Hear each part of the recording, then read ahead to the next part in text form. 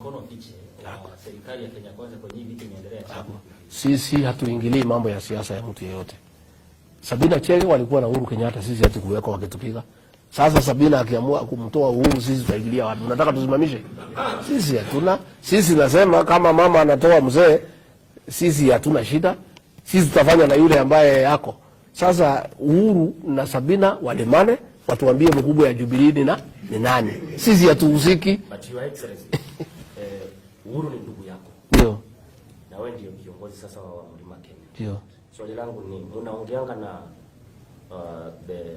Mheshimiwa Uhuru Kenyatta kama ndugu yako? Rais Uhuru Kenyatta sijapata yeye tuongee.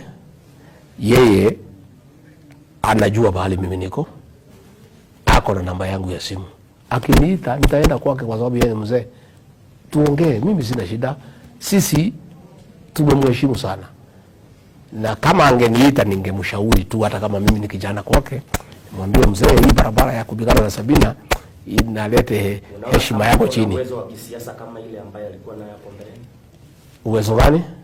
Wa kisiasa, umaarufu wa kisiasa. Umaarufu gani? Wa kisiasa. Gani si kula ulihesabiwa? Hiyo maneno ilipatuliwa tarehe 9 mwezi wa 8, mwenye umaarufu katika mlima ilijulikana tarehe 9. Yeye alikuwa amesema twende Azimio, mimi nikasema twende pande hii. Watu ya Mlima Kenya walifuata nani? Mimi nauliza walifuata nani? Sasa hii umaarufu naongea ni gani? Hiyo ni maneno imeisha. Tena kama umestaafu. Sasa ni umaarufu gani? Ni nini angekuwa akitafuta, kwa sababu yeye amefanya kama rais miaka 10, ameenda nyumbani kupumzika. Sasa hakuna mashindano. Huyu ni rais ambaye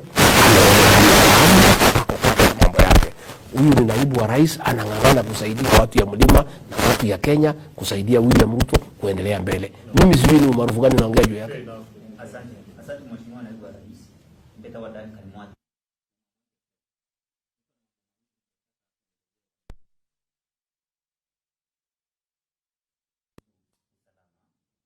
Tumelea jambo la alcohol.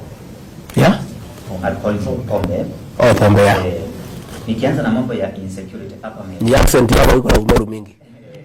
Na ni sawa hiyo. Kuna shida hapa mimi.